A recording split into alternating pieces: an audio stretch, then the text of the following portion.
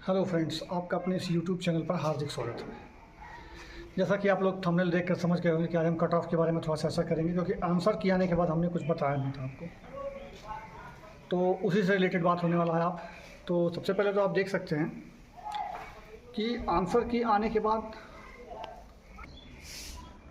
तो आंसर की जो आने के बाद है तो उसके बाद लोगों का ओपिनियन बदलने लगा। मतलब कि जो पहले बोल रहे थे कि मेरा 100 में मतलब 120 में 90 है, 80 है, 70 है, 75 है, 95 है, 93 है, अब उनका जो है ओपिनियन बदलने लगा। यानी पहले लोग बोलते थे कि मेरा इतना इतना है, लेकिन आंसर की जब आ गया उसको मिला लिए तो उनका जो है मतलब बात बदल गया।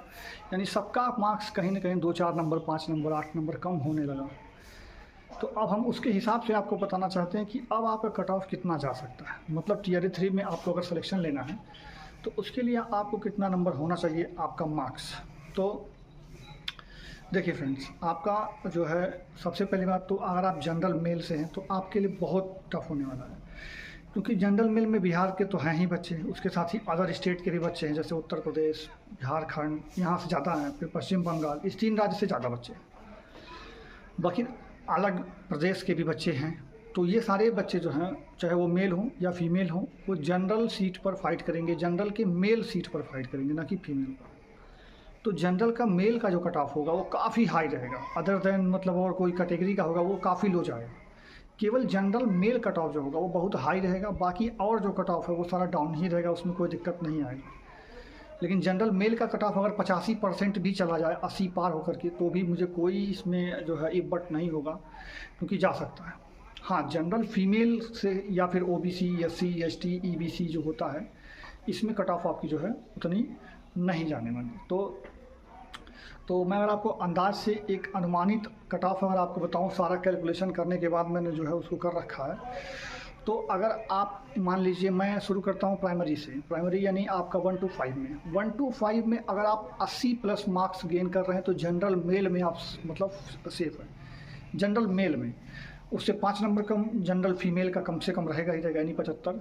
और उससे कम अपना कैटेगरी, अपने कैटेगरी को आप नीचे ले जाते जाइए और 5-5 नंबर, 4-4 नंबर आप कम करते जाइए।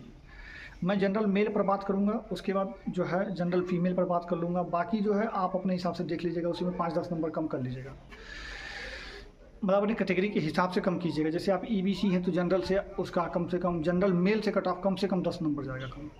अगर आप मान लीजिए बीसी हैं तो आपका जनरल मेल से कम 7-8 नंबर कम जाने वाला है। तो ये सारा चीज़ है, आप उस हिसाब से देख लीजिएगा अपना। जनरल मेल का ही कट ऑफ बहुत ज़्यादा होगा, जनरल फीमेल का भी उतना कट ऑफ नहीं होगा।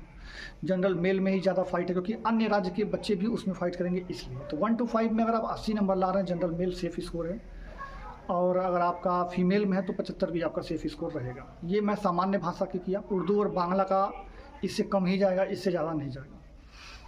रहा बात अब 6 to 8 में, जो मेरा ग्रुप था 6 to 8 साइंस और मैथ का, तो मैं अगर आपको अनुमानित बताऊं तो साइंस एंड मैथ में 6 to 8 में जो बच्चा मेरा दोस्त है, और मतलब मेरे साथ के ही हैं सब लोग, मैं उसका अनुमान लगा के आपको बता रहा हूँ कि जो उस बार नहीं हो पाए थे सिलेक्शन, तो इस बार मेहनत किए हैं और इस बार परिश्रम भी किए हैं, बढ़ाए हैं अपने आप को सुधार किए हैं।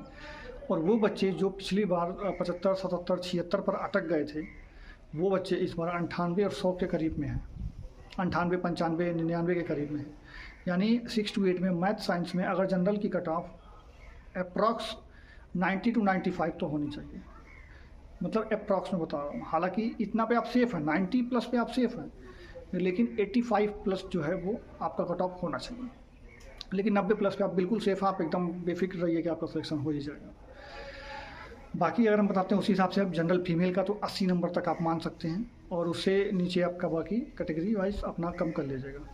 बाकी हम चलते हैं, अगर आप एसएसटी का बात करें, हम जो 6 to 8 में एसएसटी है, उसका कट ऑफ मान के चलिए 85 लमसम उसका भी रहेगा। और फीमेल का जो है, जनरल फीमेल का 80 नंबर लमसम रहेगा।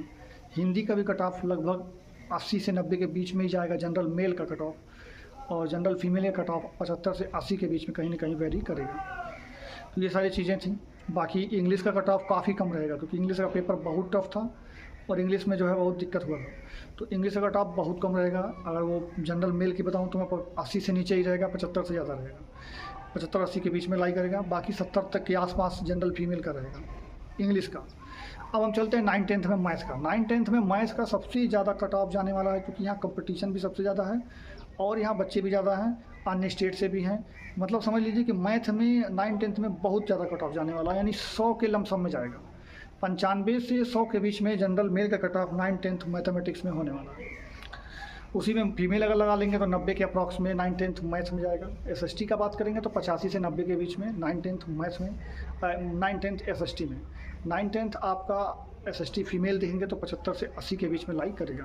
ये सारा मैं तो वो बता रहा हूँ जो आपको मैंने लिख के रखा है, वो सारा मैं आपको दिखा कर इसमें बता रहा हूँ।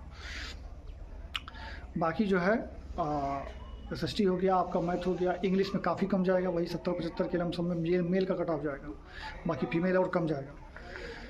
बाकी हिंदी का है तो टीजीटी हिंदी में भी ज़्यादा कट ऑफ जाने का उम्मीद है, लगभग 85 से 90 के बीच में टीजीटी हिंदी का भी कट ऑफ होने वाला है।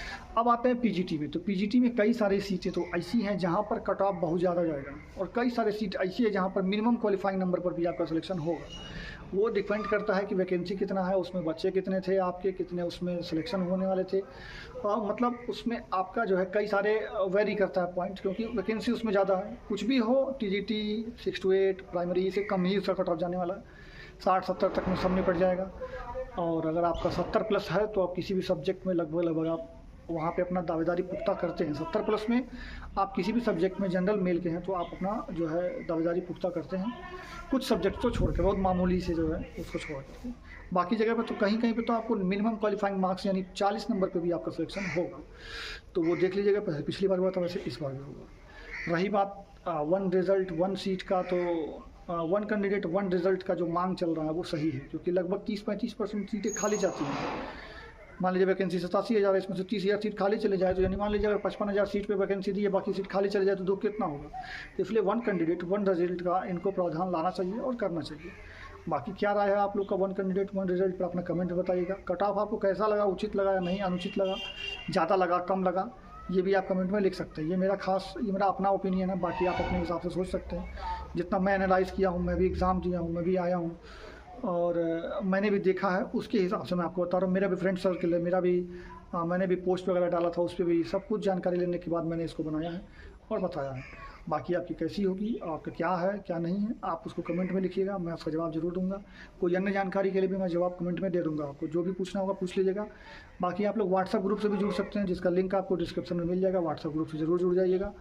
उसके साथ ही आपको TRE4 का मैं बैच भी जल्द ही आपको बता दूंगा, कैसे आप डाउनलोड करेंगे, कैसे आप परचेस करेंगे, और उसके लिए आपको जल्द ही कुछ ना कुछ मिल जाएगा। क्योंकि अब TRE4 का ही मेन कॉन्सेप्ट है, TRE4 में ही सबका कुछ ना कुछ होने वाला है। जिसका TRE3 में पेपर में कट ऑफ में इतना नंबर नहीं आ पाएगा, वो TRE4 ही दिखेगा। और TRE4 में लेने के लिए जो है मैं आपको सटीक NCERT और NCERT बेस्ड कोर्स में आपको दूंगा, और जल्द ही दूंगा, मतलब 4-5 दिनों के अंदर, 3-4 दिनों के अंदर मैं उसको दे दूंगा आपको। तो आप उम्मीद करते हैं आपको अच्छा लगा होगा। वीडियो अच्छा लगा तो वीडियो को लाइक कीजिएगा, चैनल पर नए हो तो उसको सब्सक्राइब जरूर कर लीजिएगा।